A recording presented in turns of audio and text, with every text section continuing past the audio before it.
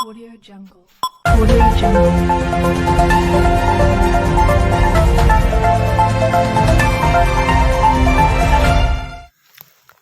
गोड़ लागतानी समाचार बक्सर से बा रिपोर्टर बानी रोहित ओझा जी। खबर के हेडलाइन सुनी। जिला कल्याण विभाग के खिलाफ अनिश्चितकालीन खातिर भूख हड़ताल पे बैठ गए सफाई कर्मी। खबर के विस्तार से सुनी। शहर के स्टेशन रोड स्थित कवलदह पोखरा के नज़दीक सर्व शिक्षा अभियान कार्यालय के परिसर में भीम आर्मी जिला कमेटी के अध्यक्षता में सफाई कर्मी या मजदूर के द्वारा जिला कल्याण विभाग के खिलाफ सूख से अनिश्चितकालीन खातिर आमरण अनशन भूख हड़ताल कइल जा रहल बा।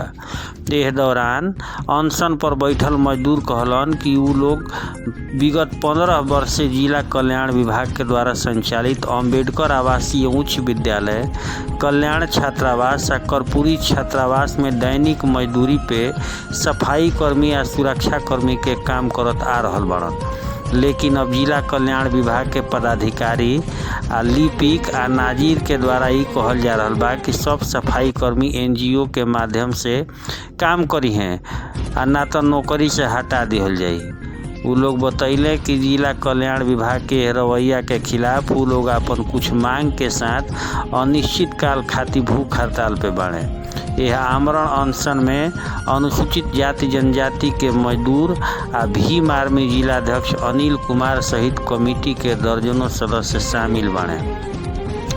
भीम आर्मी के जिलाध्यक्ष तो बड़ा आरोप लगैले। ये कहलें कि कल्याण विभाग के पदाधिकारी लोग के द्वारा लेन देन क के ये अनुसूचित जाति के लोग के मारे के प्लान चलता है। इनकर कहनाम बटुए कि अगर हमनी के न्याय ना मिली तो भूखे हमनी के दम तोड़ देंगे। बता दें कि अब जवन भी धरना प्रदर्शन होता वो कवलदह पोखरा के नज़दीक धरना प्रदर्शन होता है। पहले कलेक्ट्रेट सभागार में लोग पहुंच जात रहन, लेकिन नया तरीका से कवलदह पोखरा के नज़दीक सर्व शिक्षा अभियान कार्यालय में कइल जाता है।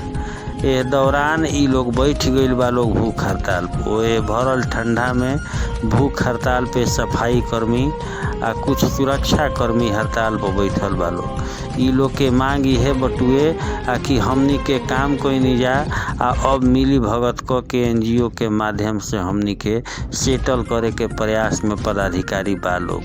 हमनी के 15 बरिस अपन पूरा जीवन गुजार देने जा। सुनी बयान। आप क्या कहेंगे इस पर? इसमें हम लोगों का, मेरी पूरी टीम का भरपूर सहयोग है। ये अनुसूचित जाति जनजाति समाज के व्यक्ति हैं और बिहार सरकार द्वारा संचालित कल्याण विभाग के अंतर्गत कार्य करते हैं लगभग 15 वर्षों से।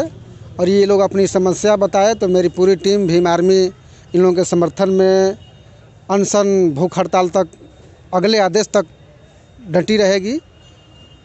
और जब तक इन लोगों की मांगें पूरी नहीं हो जाती है हम लोग इन लोगों के पूरे समर्थन में रहेंगे, साथ रहेंगे। क्या मांगें पूरी नहीं होंगी तो आप लोग क्या करेंगे? मांगें पूरी नहीं होने तो हम लोग का जो मांग पूरी है, मांग पूरी नहीं होता है तो इसमें जो लेटर आया है बिहार सरकार का, उसमें कल्याण पदाधिकारी पैसे ले करके NGO के हाथे जिम्मे दे रहे हैं।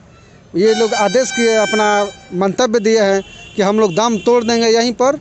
उस तरह से भी दम तोड़ना है, इस तरह उसके बढ़िया है कि मेरा दम यहीं पर टूट जाए, हम लोग मर जाएंगे लेकिन हम लोग अनशन नहीं तोड़ेंगे जब तक मेरी मांगें पूरी नहीं होती। क्या नाम?